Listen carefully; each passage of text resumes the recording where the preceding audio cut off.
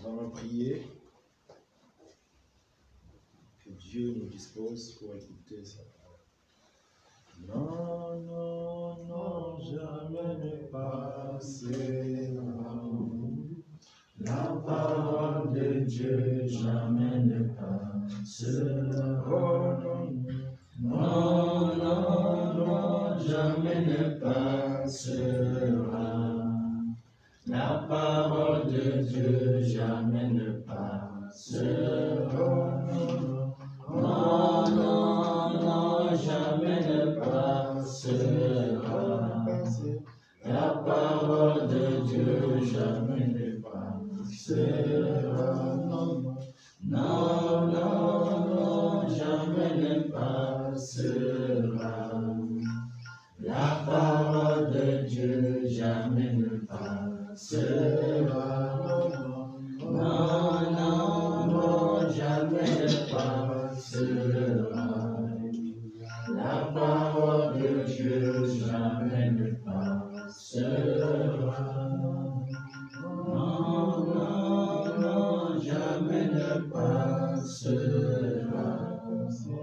La parole de Dieu jamais ne passera. Pourquoi s'attacher à ce qui passera? Venez en Jésus et sauver la vie. Non, non, non, jamais ne passera. La parole de Dieu jamais ne passera. Non, non, non, jamais ne passera. La parole de Dieu jamais ne passera. La parole de Dieu jamais ne passera. Venez en Jésus et vous aurez la vie. Non, non, non, jamais ne passera. La parole de Dieu jamais ne passera. Un instant, je vais lancer le lien. Si je me tais, oh, j'apprendrai à écouter la voix du bon berger. Quand je l'entends, oh, je comprends qu'il a payé pour ma liberté. Si je me tais, oh, j'apprendrai à écouter la voix du bon berger. Quand je l'entends, je comprends qu'il a payé pour ma liberté. Quand je t'ouvre mon cœur, je te vois, Seigneur. Quand je t'ouvre mon cœur, je t'entends me parler et ta loi dans mon cœur, toujours demain, et ta vie à chaque coule comme un quand je t'ouvre mon cœur, je te vois, Seigneur. Quand je t'ouvre mon cœur, je t'entends me parler et ta loi dans mon cœur, toujours demain, et ta vie à chaque coule comme un torrent, coule comme un torrent, coule comme un torrent. Merci pour ta grâce. grâce, merci pour tes bienfaits, merci parce qu'à travers ce moment, nous voulons vraiment t'écouter, nous voulons recevoir de toi la vie que tu nous as préparée en ton Fils bien-aimé. Sois béni Seigneur, au nom de Jésus-Christ. Amen. Amen. Donc, notre prédication d'aujourd'hui sera la suite de la prédication concernant les soucis de la vie. Nous avons tous compris que les soucis de la vie commencent dans la vie d'un enfant de Dieu. C'est lorsque le Seigneur Jésus n'est plus à la première place. Lorsqu'il est remplacé par nos convoitises de la vie, par nos envies, par les soucis du travail, les soucis de notre bien-être sur cette terre. Dès que ces choses viennent dans notre vie et prennent la première place, c'est que Jésus n'est plus le maître. La parole de Dieu n'est plus notre source de vie. Alors, nous allons commencer à vivre selon nos désirs, selon nos envies. C'est là les soucis de la vie. C'est-à-dire, on va se battre pour gagner la vie. On va se battre pour les choses de ce monde. Comme à l'époque de Noé. À l'époque de Noé, les gens, à cause du mariage, à cause de leurs projets personnels, ils n'étaient plus disposés à écouter Noé. Personne ne voulait écouter Noé. Qu'est-ce que la Bible nous dit? Quand Noé annonçait la parole de Dieu, il disait quoi? Il se mariait, il buvait, c'était la fête, c'est-à-dire c'était les soucis de la vie. La parole de Noé n'avait pas d'influence, la parole de Noé n'avait pas d'impact dans leur vie. Pourquoi? Parce qu'ils étaient plongés dans leurs affaires, ils étaient plongés dans leurs occupations, ils étaient plongés dans les soucis de la vie. Conséquence des soucis de la vie, c'est toujours terrible, c'est le sommeil spirituel. Et quand le sommeil spirituel va entrer dans notre vie, il y a vraiment bel et bien les risques de rater l'enlèvement. Comme les gens de Noé, ils ont raté l'arche. Et l'arche n'est rien d'autre que le symbole de l'enlèvement. Ils ont raté. Parce qu'ils étaient plongés dans les soucis de la vie. Dans le mariage, dans l'ambiance, dans tout ça. Ce n'est pas que le mariage est péché, non. Ce n'est pas que travailler est péché, non. Mais ça devient un problème si Dieu n'est plus à la première place. Si dans ta tête, il n'y a que mariage, si dans ta tête, il n'y a que travail, il n'y a que l'argent, il n'y a que mes projets personnels, plus de temps de prière, plus de temps de méditation, plus d'obéissance à l'heure, je vis comme tout le monde. C'est là les soucis de la vie. C'est quelque chose de très dangereux. C'est pourquoi le Seigneur lui-même nous met en garde. Prenons nos Bibles dans Matthieu et dans Luc 21. Luc 21, versets 34 à 36. Luc 21. Luc 21, versets 34 à 36. Écoutons la parole du Seigneur. Prenez garde à vous-même. Ça, le Seigneur qui s'adresse à ses disciples. Prenez garde à vous-même, de crainte que vos cœurs ne s'apesantissent par les excès du manger et du boire. Excès, c'est-à-dire quand ça devient notre priorité, quand Dieu n'est plus à la première place. Quand Dieu ne représente plus rien, c'est manger, c'est boire, c'est travail, c'est tout ce que ça dit, tout ce qui passe dans notre tête prend la première place. C'est ça. Donc le Seigneur nous met en garde. Écoutons bien. Prenez garde à vous-même, de crainte que vos cœurs s'apesantissent par les excès du manger et du boire et par les soucis de la vie. C'est ça, les soucis de la vie, c'est-à-dire tu n'as dans ton cœur que les soucis de la vie. C'est-à-dire Dieu n'est plus à la première place. Jésus n'est plus à la première place. Écoutons la suite. Et que ces jours ne viennent sur vous à l'heure propice. Quel jour? C'est le jour du Seigneur, c'est le jour de l'enlèvement. C'est-à-dire, quand tu es plongé dans les soucis du monde, quand tu es plongé dans les choses de la vie, il y aura les sommets spirituels. Parce qu'il y aura les sommets spirituels, tu seras surpris le jour de l'enlèvement. Je vous ai dit la fois passée, celui qui sera surpris, c'est qu'il est resté.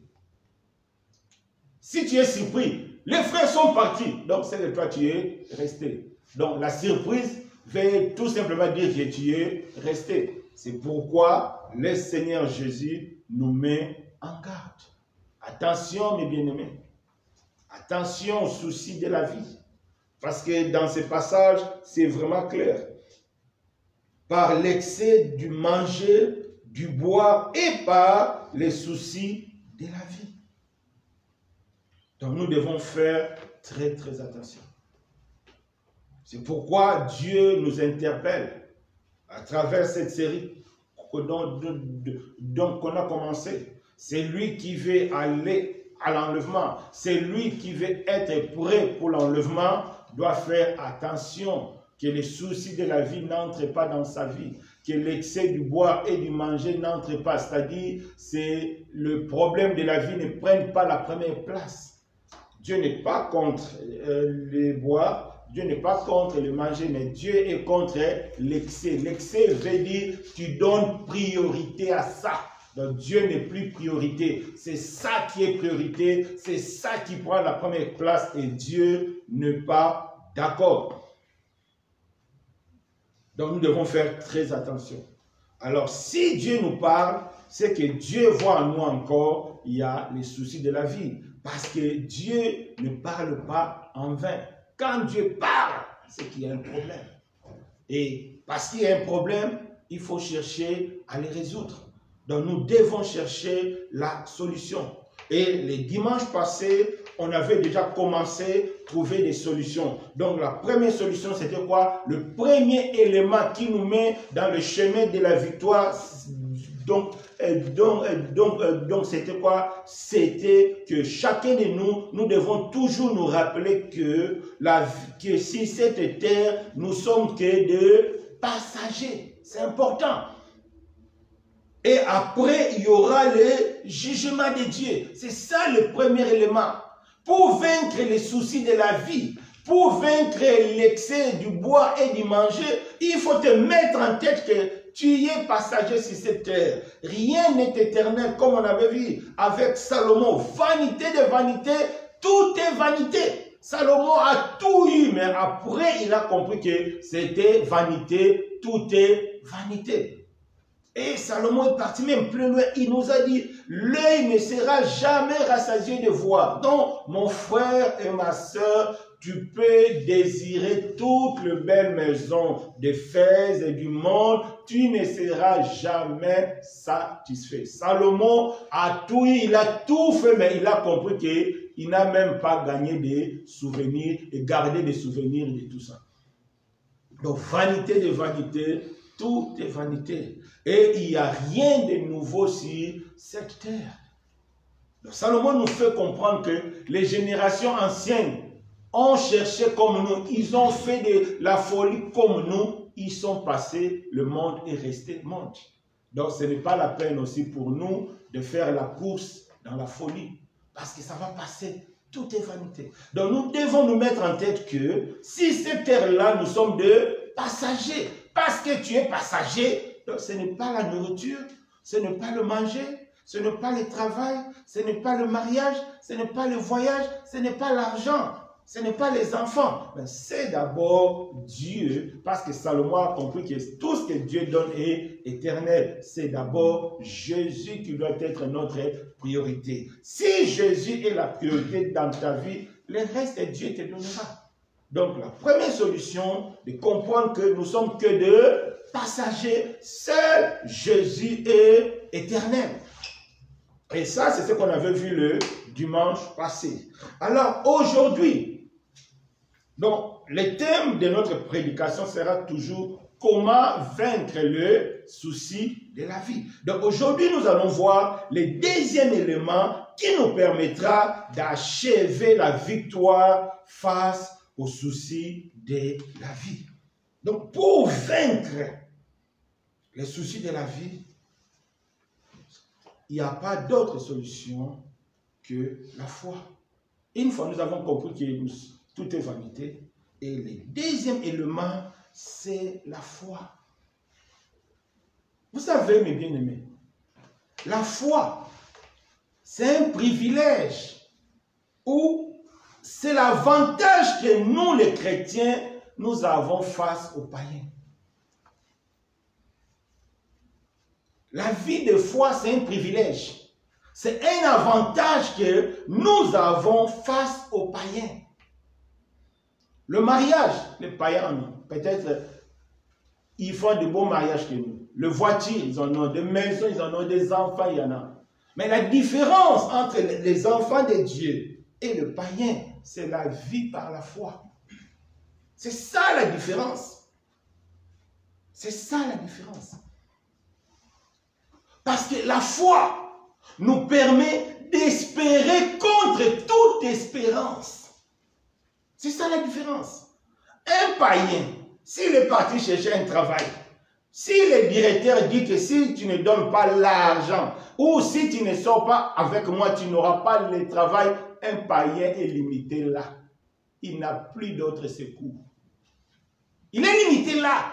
Il est limité dans le temps et dans l'espace. Mais pour un enfant de Dieu, il n'est pas limité dans le temps et dans l'espace. Un enfant de Dieu qui vit par la foi, il peut espérer au-delà de toute espérance. Pourquoi? Parce que la foi en Jésus peut nous faire sauter toute logique humaine, toutes les lois humaines, toutes les lois médicales. On peut sauter ça par la foi en Jésus. Pourquoi? Parce que notre Maître, notre Dieu a la capacité d'incliner le cœur de ces directeurs-là.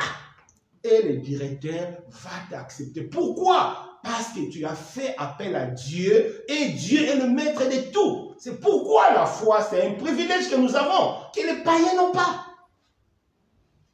Les païens n'ont pas. La fois passée, je vous ai parlé de ce cas malheureux, de ces deux sœurs.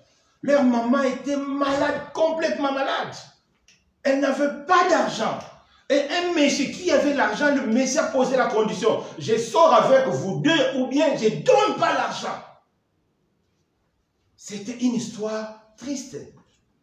Mais parce qu'ils étaient des païens, ils avaient cédé pour sauver leur maman. Mais nous, chrétiens, non. Face à une telle situation, c'est la foi. Si Dieu a prévu que notre maman allait mourir, l'argent ou pas l'argent, la maman va mourir.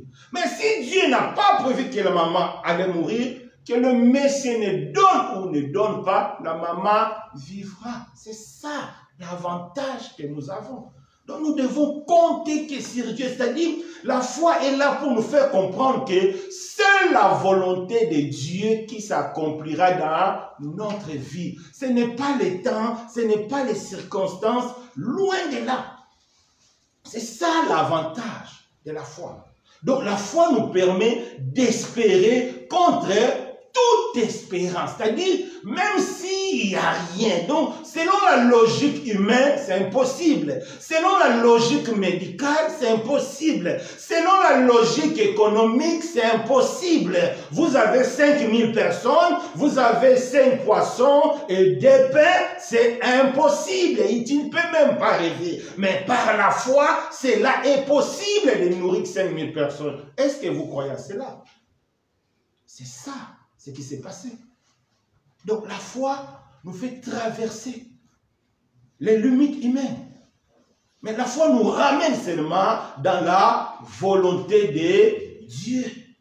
Prenons nos Bibles. Et Romains 4. Romains 4. Versets 18 à 21. Romains 4.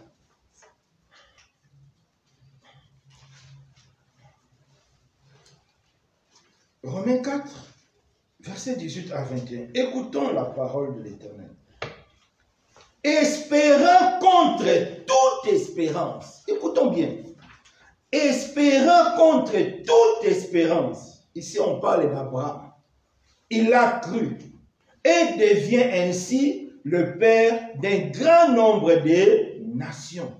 Selon ce qui lui avait été dit, telle sera ta postérité. Et sans affaiblir dans la foi, il ne considéra point que son corps était déjà usé. Puisqu'il avait près de 100 ans et que Sarah n'était plus en état d'avoir des enfants, Il ne douta point par incrédulité au sujet de la promesse de Dieu, mais il fut fortifié par la foi, donnant gloire à Dieu. Et ayant la pleine conviction, ce qu'il promet, il peut aussi l'accomplir. C'est pourquoi cela lui fut imputé à justice. Je ne sais pas, mes bien-aimés, si vous avez compris ce que la Bible nous a dit. Ici, on parle d'Abraham. Abraham avait 100 ans. Sarah était déjà âgée. Humainement parlant, c'était la ménopause. Médicalement parlant, c'était impossible. Selon la logique humaine, Sarah et Abraham, ce couple-là, n'avaient plus le droit, n'avaient plus le privilège d'avoir un enfant. Ça, c'est selon la logique humaine. Ça, c'est selon les lois de la médecine que nous connaissons. Mais parce qu'Abraham avait reçu une promesse, la Bible dit, Abraham a saisi cette promesse-là. Et à cause de la foi, et Abraham a eu un enfant. Lui, dans Genèse 15, verset 2, Abraham avait dit à Dieu, tu ne m'as pas donné l'enfant, j'ai ici Élisée de Damas, qui sera mon héritier. Dieu a dit, non, ce n'est pas Élisée de Damas qui sera ton héritier, mais un enfant sortira de toi. Mes frères et sœurs, des fois, c'est ce que nous faisons devant Dieu. On se présente devant Dieu avec notre Élisée de Damas. Ah Seigneur, l'âge est avancé. Comme le vieux là me dérange, même s'il a des enfants, donne-moi seulement comme mari. Parce que tu as la défaite. Tu ne crois pas que Dieu peut te donner un bon mariage. Tu ne crois pas que Dieu peut te donner un bon travail. Tu ne crois pas que Dieu peut changer ton avenir. Mais tu es écrasé par la vue, par les situations, par les circonstances de la vie. Non! C'est pourquoi la Bible dit, le juste vivra par la foi.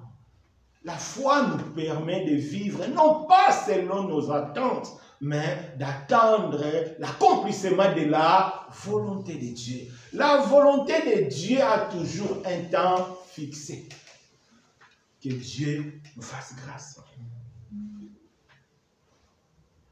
Sarah et Abraham,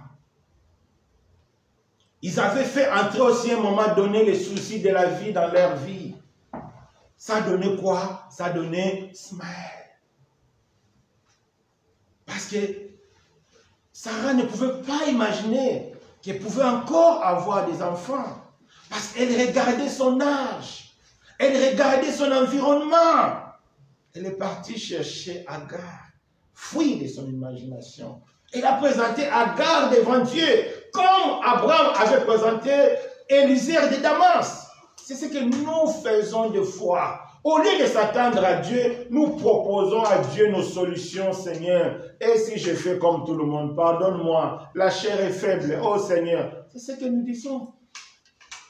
Et si je ne mens pas comme tout le monde, comment je vais faire? Oh Seigneur, si je ne cède pas, comment ce patron-là va m'embaucher? C'est ça. Nous présentons à Dieu nos Élisées de Damas. Le fruit de notre raisonnement. Non, Dieu ne veut pas. Dieu nous dit, quelles que soient les circonstances, quel que soit tout ce que nous traversons, la foi est la solution. C'est ça l'avantage que nous avons face aux païens. Mais si nous n'utilisons pas notre avantage, nous sommes pareils aux païens. Nous sommes pareils. Nous sommes pareils. Nous sommes pareils. Un policier qui n'utilise pas son arme pour attraper un voleur, il utilise que ses mains. Est-ce qu'il est différent des civils? Non, c'est pareil. C'est pareil aussi pour nous les enfants de Dieu. Donc nous devons utiliser la foi comme un moyen de vaincre les soucis de la vie. La Bible nous dit, dans Jacques 5, verset 17, Élie était un homme de la même nature que toi, de la même nature que nous. Il a prié, Dieu a arrêté la pluie. Il a prié, Dieu a ouvert la pluie. C'est ça la foi. La foi nous fait sauter la logique humaine. La foi nous fait sauter les lois de la nature, les lois de la physique, les lois médicales, mais pour nous remettre dans la volonté de Dieu. Parce que c'était la volonté de Dieu de montrer sa gloire à travers son serviteur Élie. Dieu a accompli. On se rappelle encore de l'histoire de Josué. Parce que Josué avait besoin du temps pour gagner la guerre. Humainement parlant, on ne peut pas prolonger le temps. C'est impossible. Humainement parlant, personne ne peut prolonger son âge. Mais par la foi, tout devient possible. Humainement parlant, personne ne peut se rajeunir encore. Si tu as 50 ans, tu as 60 ans, c'est fini. Tu ne peux plus jouir de la jeunesse. Mais la Bible nous dit, notre Dieu, il est celui qui nous donne une nouvelle jeunesse. Maman Sarah a expérimenté ça. Dieu l'a donné une nouvelle jeunesse. Alléluia. Dieu l'a donné une nouvelle jeunesse à cause de la foi.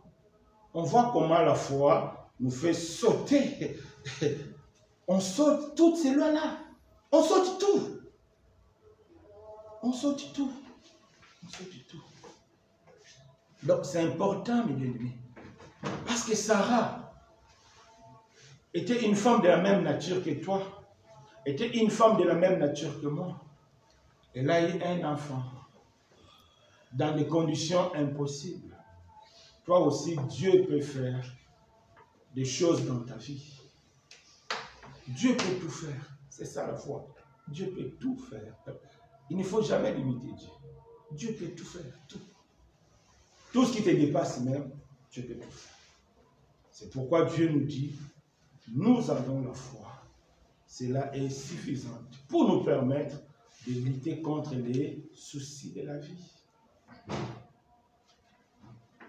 Maintenant, d'une manière concrète, comment par la foi on peut vaincre les soucis de la vie?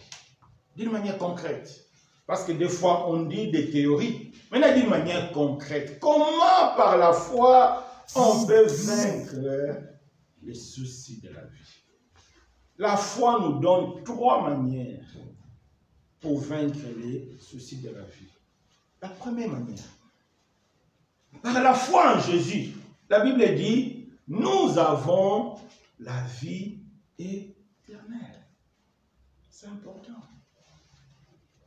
Pourquoi? Vous savez, pourquoi beaucoup de chrétiens, même nous-mêmes, pourquoi des fois nous laissons les soucis de la vie entrer dans notre vie ou bien la compromission? C'est à cause de la peur. La peur d'échouer. La peur de perdre. Imaginons ces deux sœurs. Maman malade tombée. Le médecin a dit, s'il n'y a pas le sang, s'il n'y a pas la transfusion, la maman va mourir. Regarde l'argent. Regarde la proposition. C'est la peur qui nous fait entrer dans la compromission. C'est la peur. Beaucoup de frères et sœurs aujourd'hui, ils vivent dans le péché à cause de la peur. La peur. La peur d'échouer. La peur de mourir pauvre. C'est ça. Après la peur, il y a la honte. La honte que les gens se moquent de moi. Un jour, il y a une sœur qui me dit, en tout cas, sa communauté se moque d'elle. Tu es vieille, tu n'as pas de copains, tu n'as pas d'enfants, tu es comme ça. Personne qui vient vers toi, tu es vieille. C'est ça. Et la honte de la vieillesse, ça peut nous pousser à prendre des engagements tout simplement pour quitter cette honte et on s'éloigne de Dieu. C'est pourquoi Dieu nous dit, c'est la foi. La foi ne regarde pas ce qui brille. La foi ne regarde pas ce qui est autour de nous. La foi ne regarde que Dieu. que la volonté de Dieu. Rien que la volonté de Dieu. Les soucis. Je suis l'aîné de la famille. Comment faire pour mes petits? Comment faire pour mes grands? Comment faire pour ma mère? Comment faire pour mon père? Des fois, c'est ça qui pousse les chrétiens dans la compromission. C'est ça qui pousse les chrétiens à faire entrer les soucis de la vie. C'est-à-dire, ah, mon frère, un jour, un frère m'a dit, frère Alain, si toi tu veux devenir pasteur, tu vas mourir pauvre. Il m'a dit ça. Il dit, tu vas mourir pauvre. Pourquoi? Parce que tu ne vas pas faire la fraude, tu ne vas pas voler, donc tu n'auras rien, tu vas mourir pauvre. Mais c'est faux. Si Dieu veut me rendre riche, il me rendra riche. Il me rendra riche.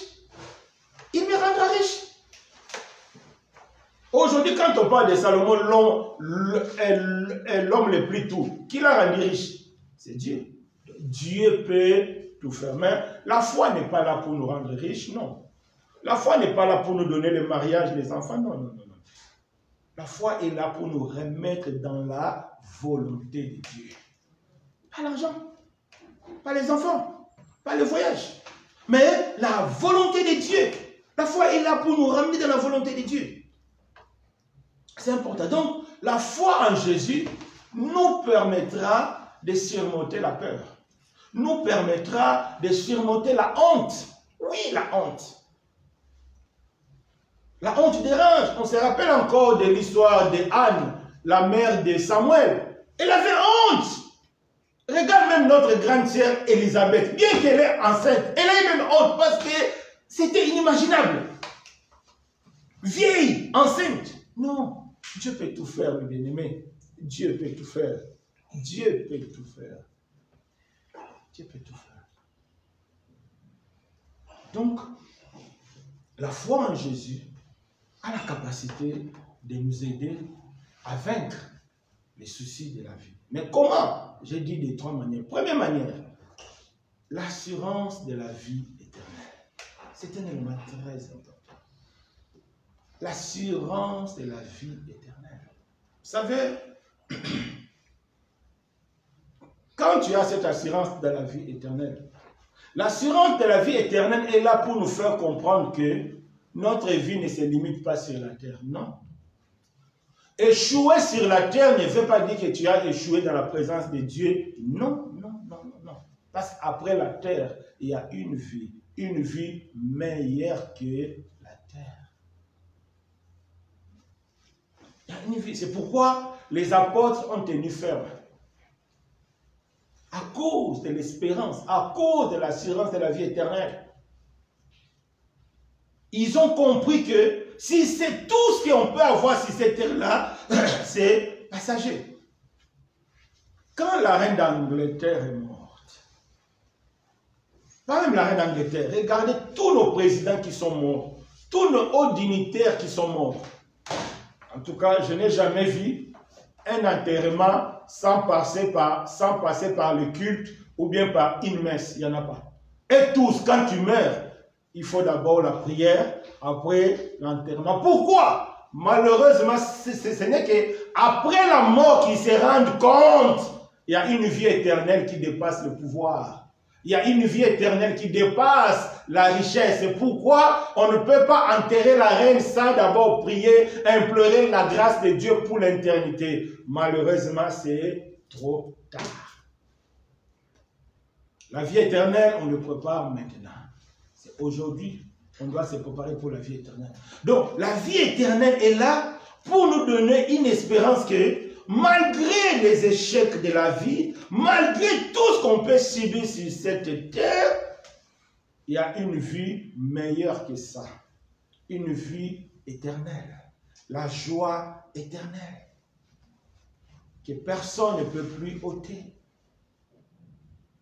Toutes les promesses que Dieu a données dans la Bible, la vraie réalisation, c'est au ciel.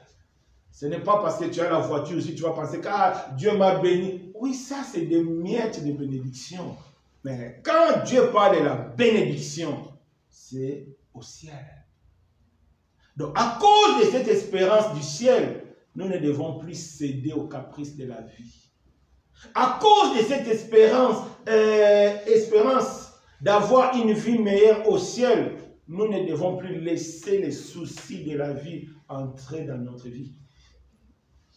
Je vous ai demandé, bon, nous tous, donc on devait lire Ecclésiaste, les livres d'Ecclésiaste. Je ne sais pas si vous avez lu. On va prendre les derniers chapitres, les derniers discours d'Ecclésiaste. Ecclésiaste 15, de 15 à 16. Si les frères me sont pénulés, Ecclésiaste 15. Non, pas des 12. Ecclésiaste 12. Les derniers chapitres. Écoutons la fin du discours. Crains Dieu et observe ses commandements. C'est là ce que doit faire tout homme. Car Dieu amènera toute œuvre en jugement au sujet de tout ce qui est caché, soit bien, soit mal. Amen. Donc, Salomon, l'homme qui avait tout ce que toi tu peux imaginer, Salomon avait. Non pas seulement le bien matériel, mais Salomon avait la gloire de Dieu, comme pas possible. Mais il a compris, vaut mieux craindre Dieu à cause du jugement. Parce qu'après le jugement, il y a toujours une sentence. Quand on parle de jugement, il faut toujours s'attendre à une sentence. Et quand tu es un enfant de Dieu, il n'y a pas d'autre sentence pour le jugement de Dieu que la vie éternelle. Parce que Christ a payé pour nous. Notre jugement, c'est la croix, c'est fini. Christ a payé pour nous. Si tu es un enfant de Dieu, tu es fidèle à Dieu, Dieu ne te jugera pas parce que tu avais menti. Non, c'est fini. Christ a payé pour toi. C'est la vie éternelle. Et cette assurance de la vie éternelle doit nous aider à demeurer fermes. Regardez l'histoire de Lazare, pauvre Lazare, et l'homme riche. À la fin, qui était le vrai perdant? C'est l'homme riche. Malgré tout ce qu'il avait, il a laissé vanité de vanité, tout est vanité.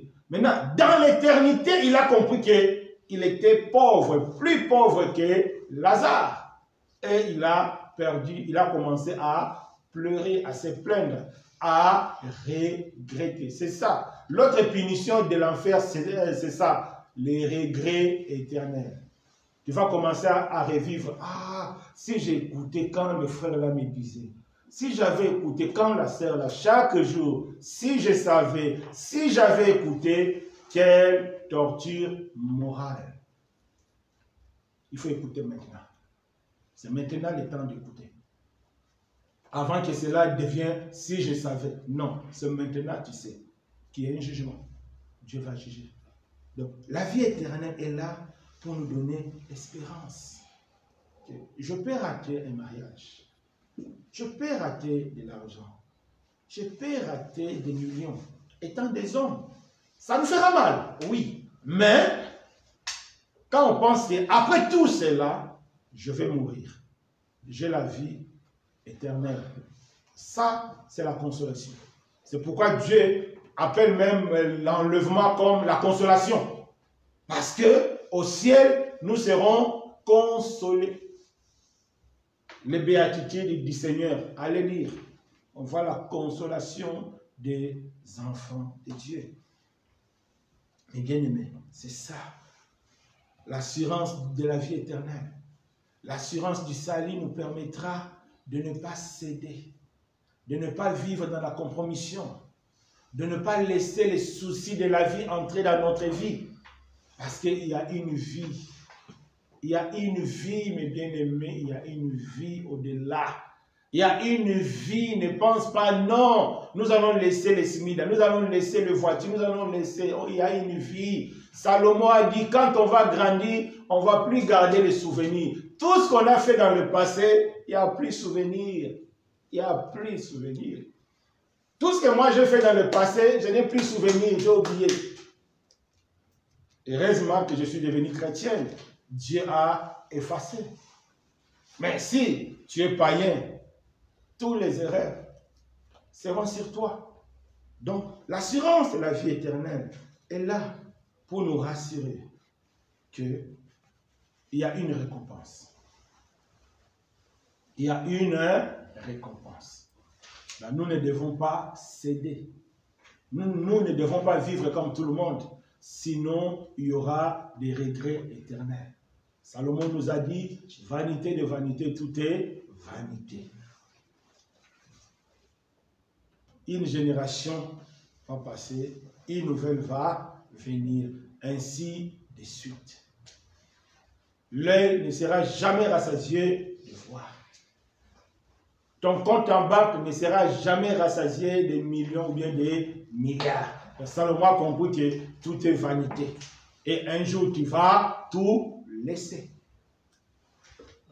J'aime trop dire à mon fils David, j'ai dit attention, allez au cimetière là-bas. Au début, tu verras un beau tombeau. C'est écrit là-bas un général qui est mort, un général français. J'ai dit, quand il était vivant, certainement il marchait avec des militaires, parce qu'il est général. Aujourd'hui là-bas, il est seul. Il attend le jugement. S'il n'était pas converti, c'est des regrets éternels. Il va oublier qu'il était général. Il va oublier qu'il marchait avec des escortes. Il va oublier. Il va oublier. Il va oublier tout ça. Il va oublier. Salomon a dit, il n'y a plus de souvenirs. Saf, Barak. Il n'y a plus de souvenirs. Mais c'est lui qui vit dans la foi, a de l'espérance. C'est pourquoi le Seigneur a dit, on vit, même on est mort physiquement, mais nous sommes en vie. À cause de l'assurance, à cause de l'espérance de la vie éternelle. Donc, mes bien-aimés, nous avons tous compris qu'on peut échouer dans cette vie, on peut perdre dans cette vie, on peut manquer certaines occasions, ne soyons pas battus. Il y a l'éternité. Il y a la résurrection. C'est ça la différence entre le christianisme et toutes les autres religions, c'est la résurrection. Aucune religion, quel que soit le bruit que les hommes sont en train de faire aujourd'hui, aucune religion n'a de l'expérience à la résurrection que le christianisme. Pourquoi? Parce que Jésus était mort, il est ressuscité. Donc, il peut nous ressusciter. Moi, je crois à celui qui a déjà goûté la mort et goûté à la résurrection. Au lieu de croire à celui qui n'a jamais goûté à la résurrection, qui nous prouve qu'il va te faire ressusciter vite. Donc, nous devons mettre notre espérance en Christ parce qu'il a prouvé qu'il est Dieu. Il est mort et ressuscité. Et la résurrection, c'est la récompense. Donc, mes bien-aimés, à partir d'aujourd'hui, ne serons plus comme des païens, comme des gens qui n'ont pas d'espérance. Nous avons une espérance en Christ. Même si tu as échoué, même si tu as manqué de l'argent, même si tu n'as pas eu un concours, ne cherche pas à frauder. Ne cherche pas à faire comme tout le monde. Dis, même si j'ai échoué, le ciel est là. C'est comme Job. Sa femme l'a poussé. Maudit Dieu. Parce que Job était riche. Il a tout perdu d'un coup. Et sa femme l'a dit, maudit Dieu même. Job a dit non. Parce que Job savait que son Rédempteur est vivant. C'est lui qui a le dernier mot. Dans ta vie, mon frère, dans ta vie, ma soeur, c'est Dieu qui a le dernier mot. Est-ce que vous croyez à cela? C'est Dieu qui a le dernier mot. Ne cède plus. Ne vis plus comme le païen. Amen. Amen. Et la deuxième manière que la foi peut nous délivrer des soucis de la vie, c'est par les soucis de conserver notre témoignage. La foi en Jésus ne nous donne pas seulement la vie éternelle, mais la force d'être témoin de Jésus sur la terre. Le témoignage est très important. Le témoignage pour la gloire de Dieu. Parce qu'il y a des chrétiens qui font semblant. Quand tu as les gens, ils font semblant comme ils sont des vrais témoins de Christ. Mais dans le cachet, ils font le même bêtise que les païens. Je ne parle pas de ça. Ça, c'est l'hypocrisie. Je parle des vrais témoins. Dans le secret, des vrais témoins en public. Et le souci de conserver ces témoignages, c'est un moyen que Dieu nous a donné pour vaincre les soucis.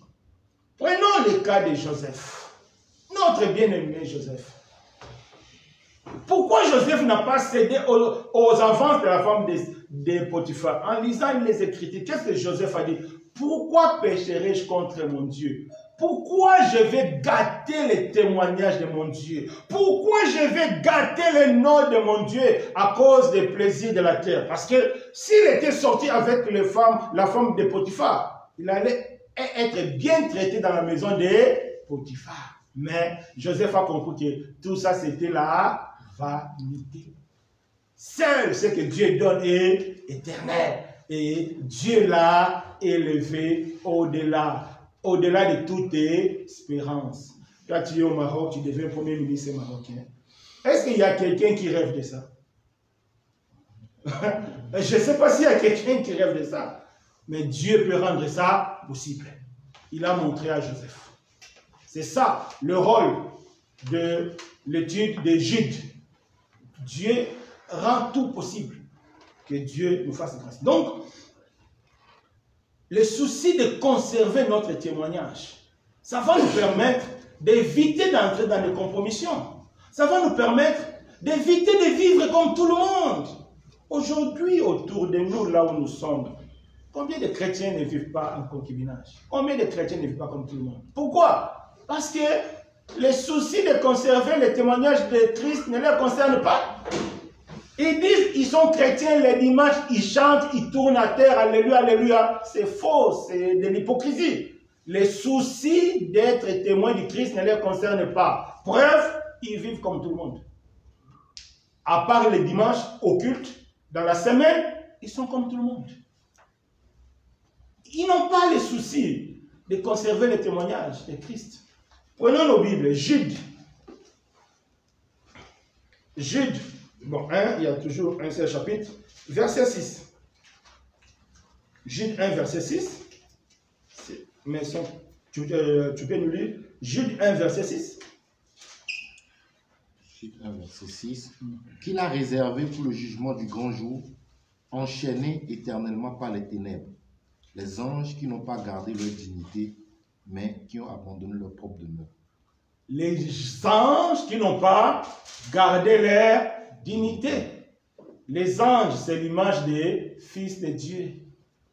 Les chrétiens qui ne gardent pas leur dignité, ne pas garder la dignité, donc veut dire quoi? Gâter notre témoignage de Christ. On vit comme le païen, c'est ça, ne pas garder la dignité.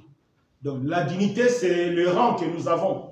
Comme toute femme mariée a une dignité à conserver, parce qu'elle est mariée. Elle a un mari.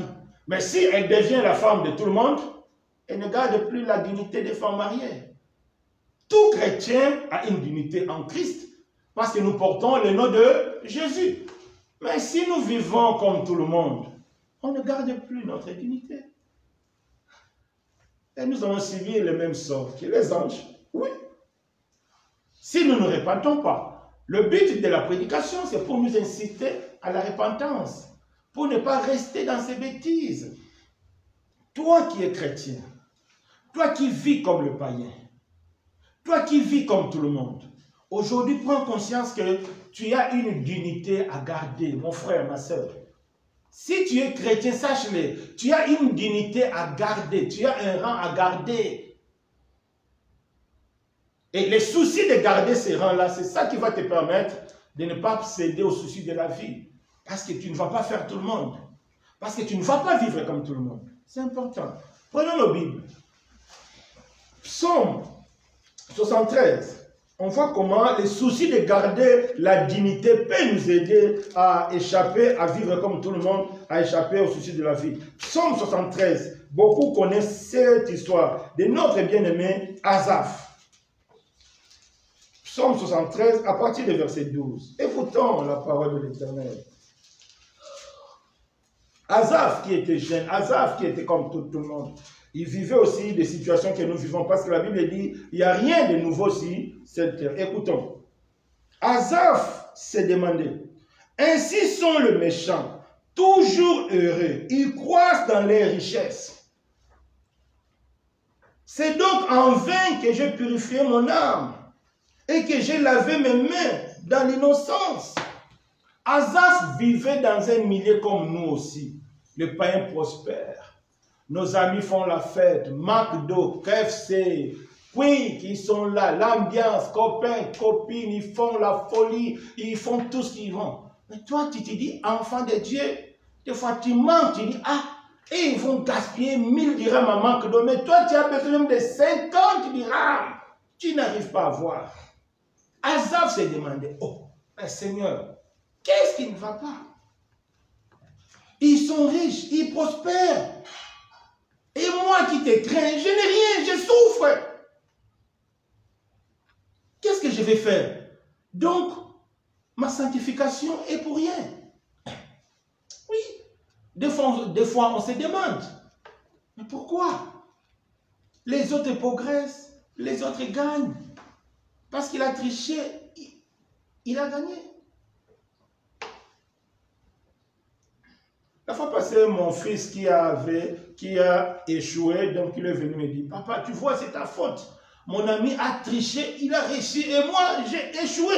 J'ai dit, ce n'est pas un problème. Vous savez, l'échec pour les enfants de Dieu, ce n'est pas un problème. Peut-être c'est cet échec-là qui est le chemin de ta destinée. Imaginons un peu, au Maroc, vous savez, à l'étranger, nous avons la possibilité de croiser nos hauts responsables du pays. Au pays, il y a des ministres, tu ne peux même pas rêver de croiser. Mais au Maroc, à l'étranger, on voyage. Parce qu'on a croisé beaucoup. À l'étranger, moi, j'ai salué Maman Bobila Dawa. Au Congo, je ne pouvais même pas rêver. Mais ici, au Maroc, j'ai salué Maman Bobila Dawa. J'ai mangé dans leur maison. L'étranger nous donne un peu cette possibilité-là.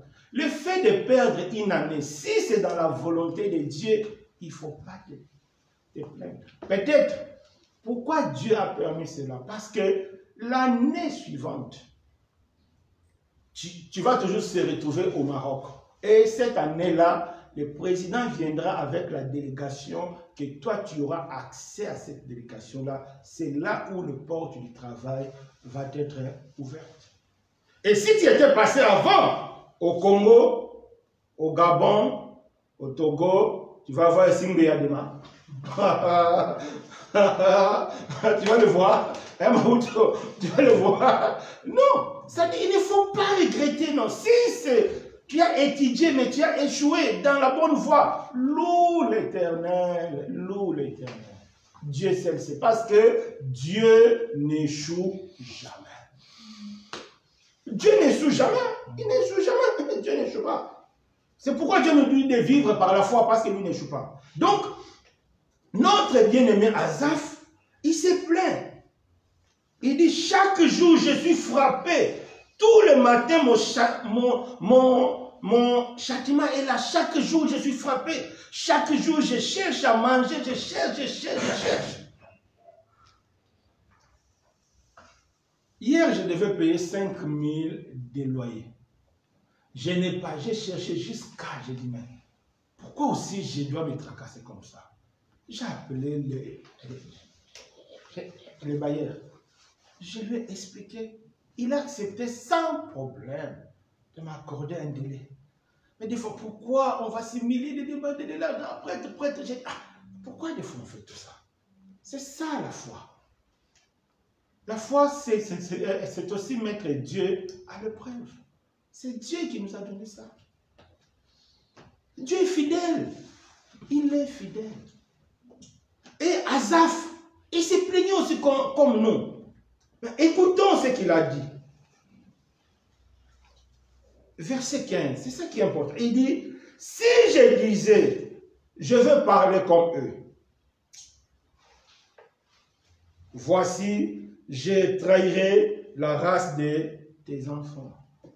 Asaph a compris. Si je vais vivre comme le païen, si je vais avoir copain comme les autres, si je vais être dans la folie, dans la boîte de nuit comme les autres, je vais trahir la race de tes enfants. Donc, je vais détruire les témoignages. Je ne vais pas garder ma dignité. Alors, les soucis de conserver les témoignages nous permet de ne pas faire comme les autres. Tu vois comment la foi nous aide. Parce que la foi, c'est aussi témoigner. Parce que la foi n'est pas seulement dans le salut, non, c'est dans les témoignages. Comment les gens d'Antioche, pourquoi ils ont appelé les disciples chrétiens? C'était par leur témoignage, par leur façon de vivre. Ils ont compris que ces hommes-là, ils vivent comme un certain Christ. C'est pourquoi on nous appelle des chrétiens. C'est ça, conserver les témoignages. C'est ça, garder notre dignité, mes bien-aimés. Donc, vous voyez, donc, à partir d'aujourd'hui, à cause de notre témoignage pour la gloire de Dieu, il y a des choses que nous ne devons plus faire. Pourquoi? Ça va gâter notre dignité. Ça va gâter notre témoignage. Ça ne va pas honorer notre Dieu. Vous avez compris, mes bien-aimés? Donc, on ne doit plus le faire. On ne doit plus le faire. Parce que ça va gâter notre témoignage. Ça va gâter. Ça va gâter. Que Dieu nous fasse grâce. Et le dernier point, comment par la foi, on peut vaincre les soucis de la vie. La foi nous permet aussi d'être disposés à vivre la puissance de Dieu. Ça aussi, c'est une réalité. Notre Dieu est puissant. Si on veut prendre la définition de la foi, Hébreux 11. Hébreux 11, verset 1. Hébreux 11, verset 1. Hébreux 11, verset 1. Qu'est-ce que la Bible dit? Or, la foi, c'est une ferme assurance des choses qu'on espère, une démonstration de celles qu'on ne voit pas. C'est quoi cette démonstration des choses qu'on ne voit pas? La foi, parce qu'on a vu. La démonstration des choses qu'on ne voit pas, c'est la puissance de Dieu. Tu crois que Dieu peut tout. Tu ne peux pas le démontrer. Tu ne vois pas. Mais tu crois que Dieu peut tout. Dieu peut tout. Dieu peut tout. Dieu peut tout. La foi, je vous dis, ça nous permet de sauter la loi humaine, la loi naturelle, de sauter.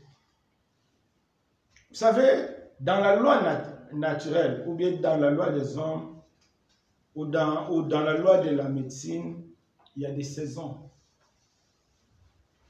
Pour des filles, pour des femmes, il y a des saisons de fertilité.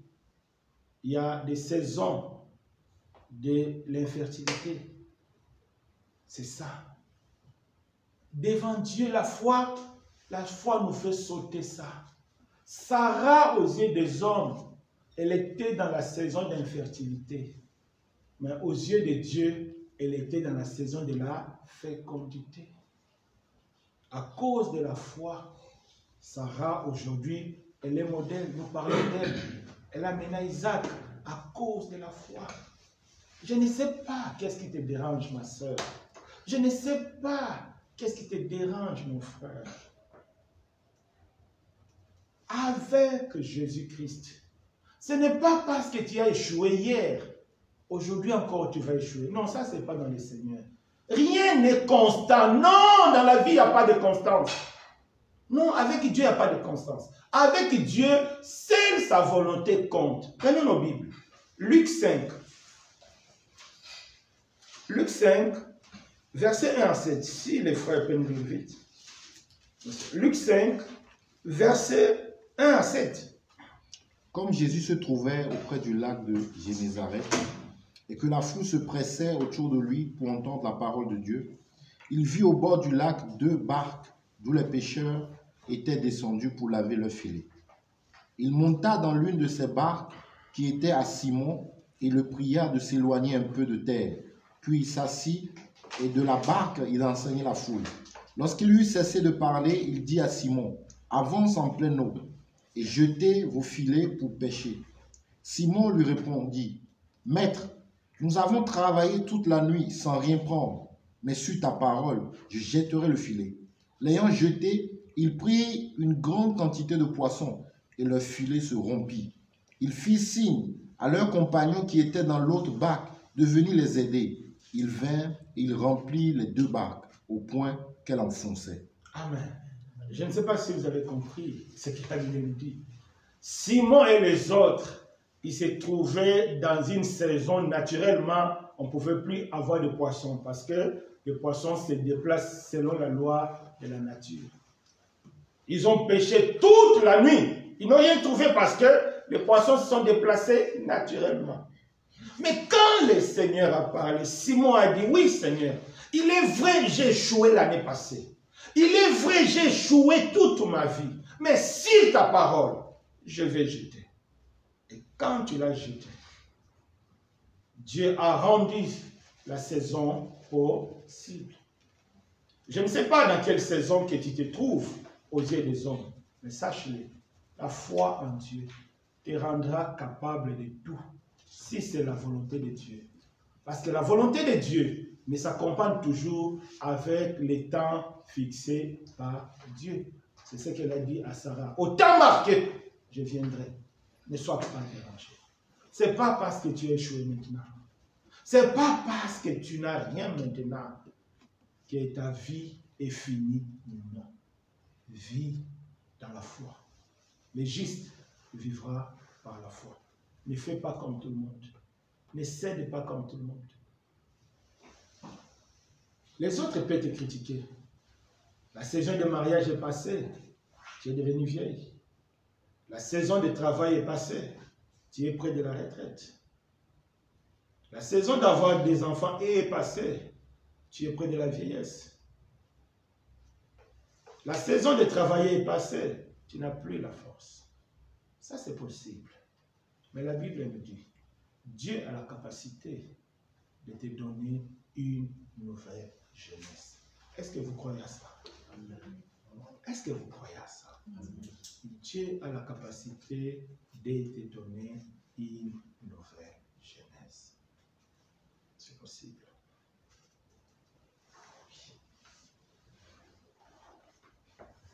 Sarah est la preuve.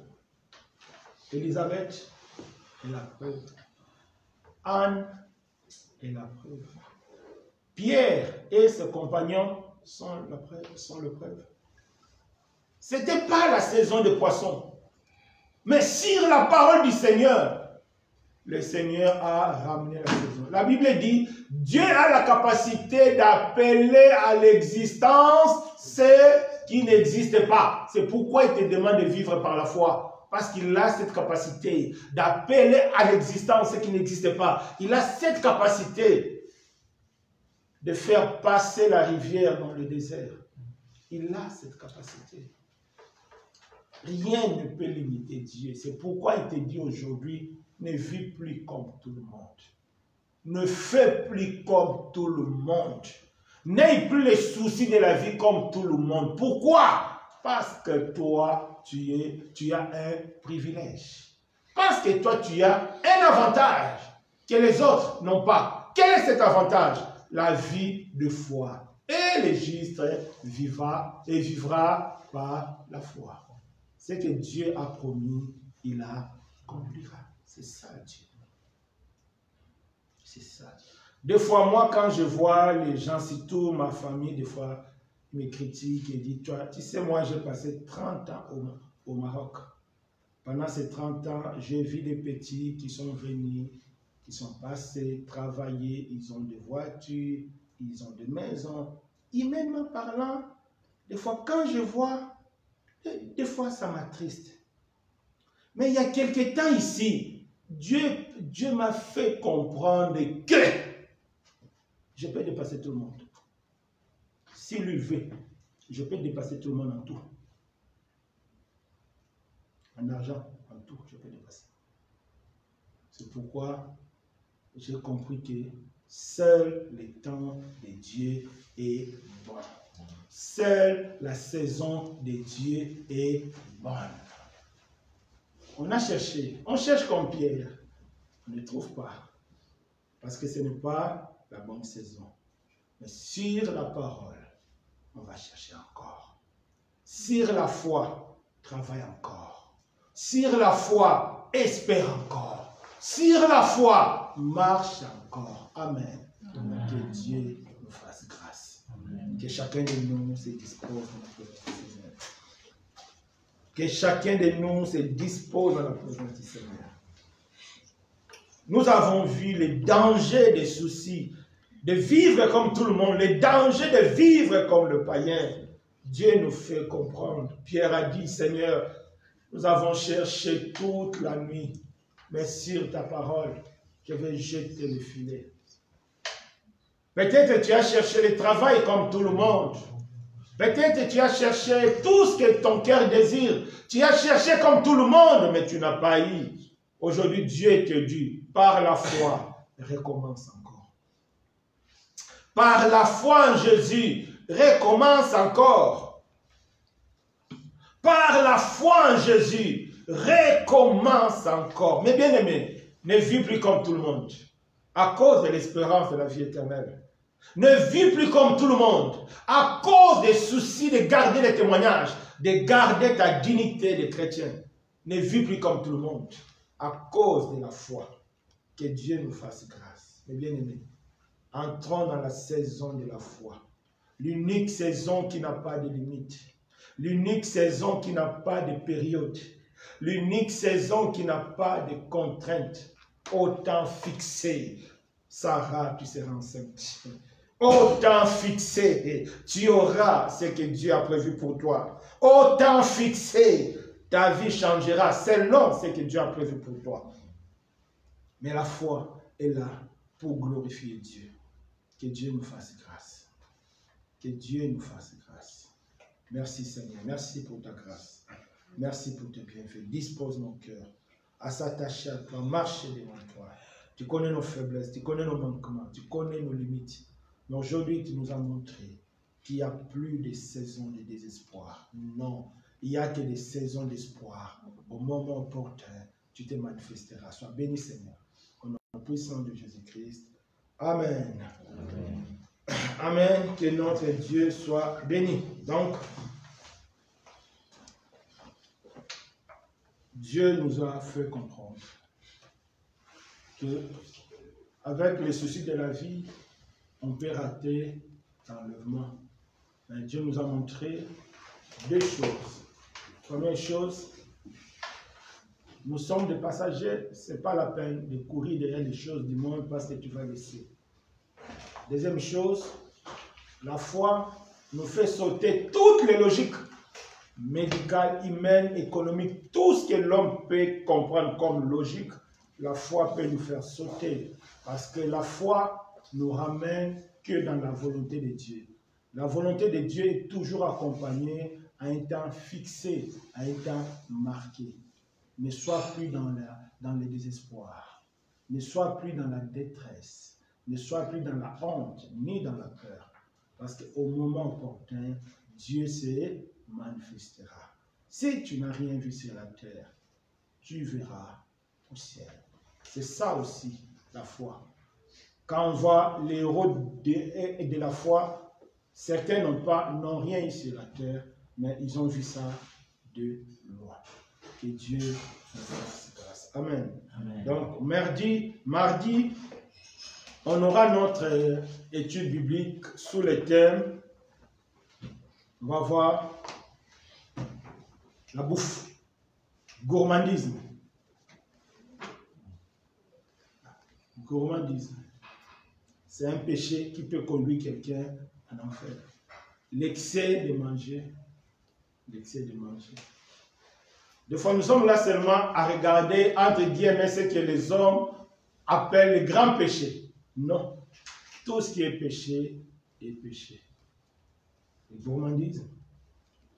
Donc, Dieu va nous parler. Donc, nous sommes tous invités à se connecter le mardi à 20h pour notre étude biblique.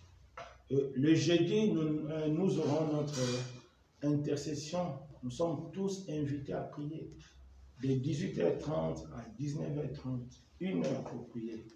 Le samedi, nous sommes encore appelés à participer à notre partage biblique. hier, que Dieu nous pardonne, donc on n'a pas fait notre partage. Donc on devait faire la conclusion des livres d'Ecclésiaste, un livre très riche. Des fois, on passe à côté de la richesse. En lisant ces livres, non, il y a beaucoup de choses. Donc, le samedi prochain à 16h30, nous allons faire le résumé de notre livre d'Ecclésiaste. En tout cas, et tout au long de la semaine, je vais vous envoyer des méditations du jour. Il ne faut pas faire comme les gens de Noé, qui n'étaient plus disposés à écouter Dieu. Non, lisez, lisez. Tout ce qu'on vous envoie pour Dieu, il faut lire. Même pas par moi, par d'autres personnes, il faut lire. On soutire toujours des richesses dans la parole de Dieu. Que Dieu nous bénisse. Maintenant, c'est le temps des offrandes.